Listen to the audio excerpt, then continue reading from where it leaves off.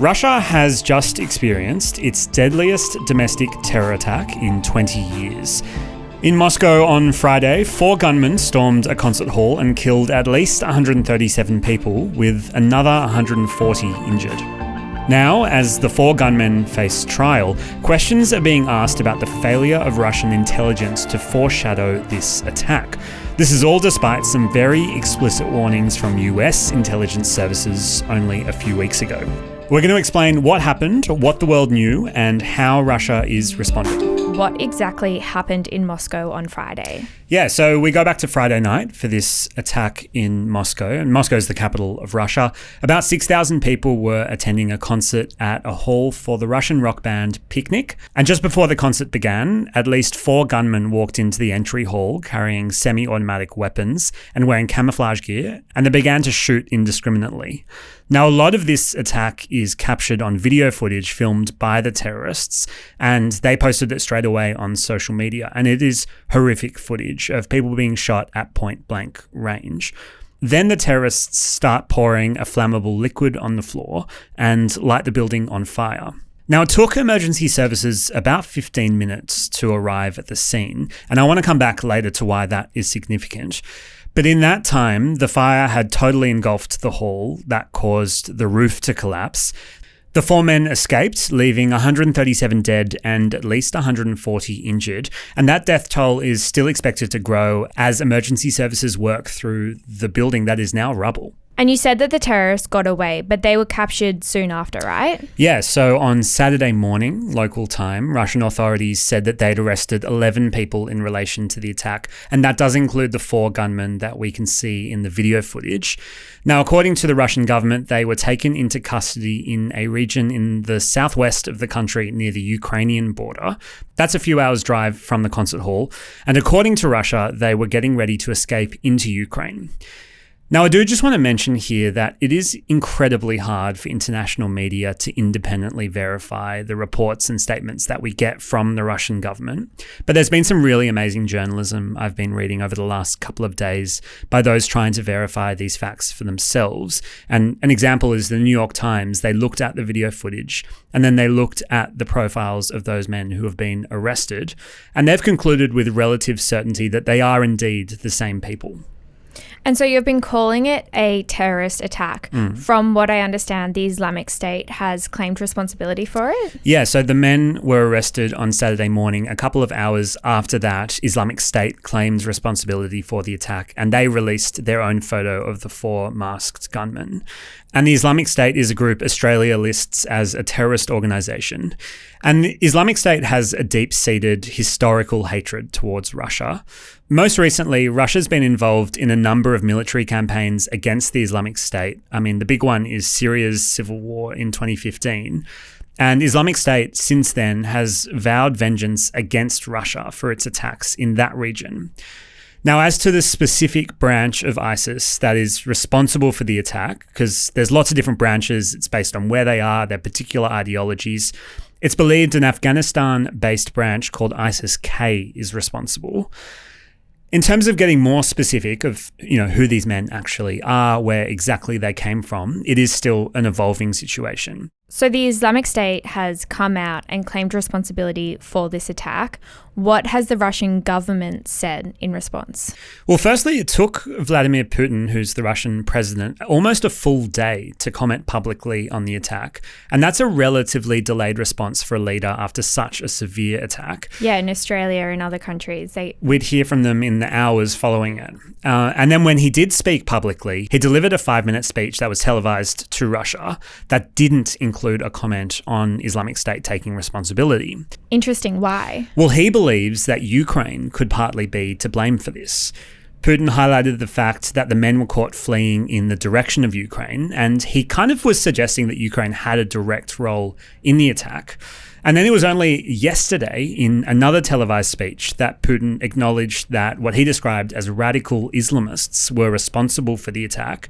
But even then, when he acknowledged that there was this link that Islamic State themselves have identified, he linked it further to what he described as the neo-Nazi Kyiv regime, and that's obviously a reference to Ukraine.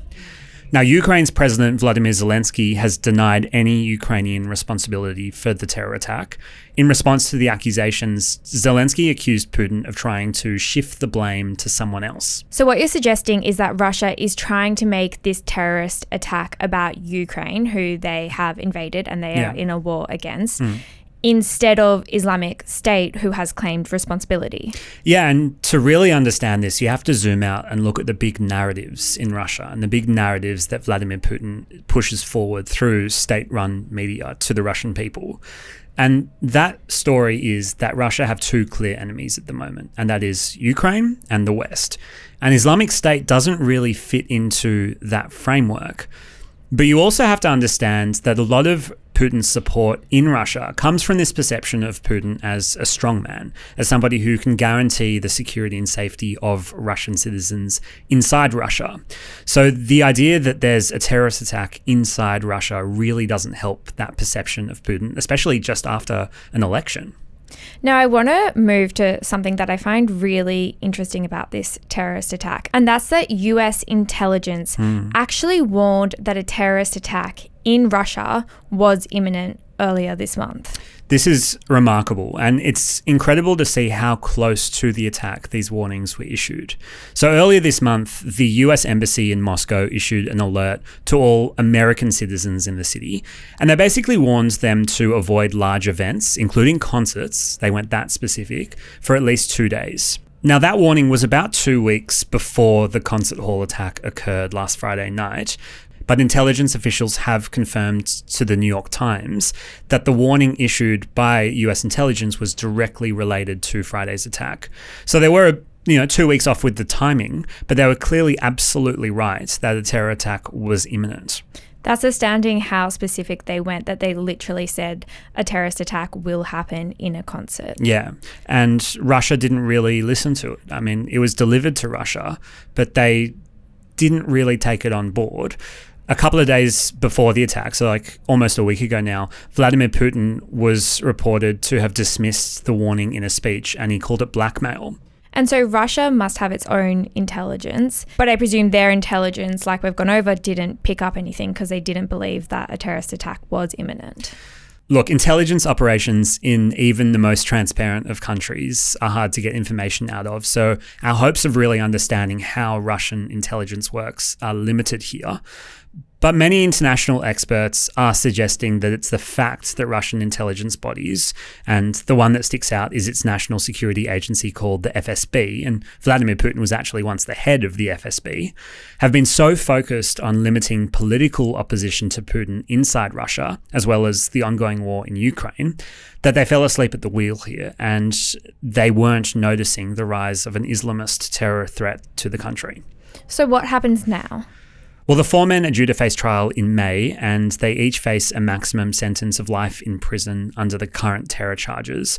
There's been renewed calls across Russia over the last couple of days for the death penalty to be brought back, and we got a look at the four men when they appeared in court earlier this week, and they all weren't in good shape. They all looked like they'd been beaten with black eyes and swollen faces. I think one man was even in a wheelchair. Yeah, and one had a bandage over one of their ears. Now, this is not something that Russian authorities wanted to hide. They literally broadcast photos and videos of the detainees around the world and via social media. So it's fair to say that the images were a clear warning to others connected to the group not to think about further attacks. So where are we at? Well, for now, at the same time as more evidence comes out confirming Islamic State's involvement, Russia continues to shift the blame to Ukraine. And in the days since the attacks, some European countries, including France, has raised its national security alert to the highest level, saying there could be an attack emergency. So it's a story we will continue to keep an eye on. Sam, thank you so much for taking us through it. Thanks, Billy. And thank you so much for listening to the Daily Aus. We are a small independent media company, and if you would like to help us grow, you can follow us on Apple Podcasts or Spotify, or if you're listening on YouTube, you can hit subscribe. Thank you so much, and we will see you tomorrow.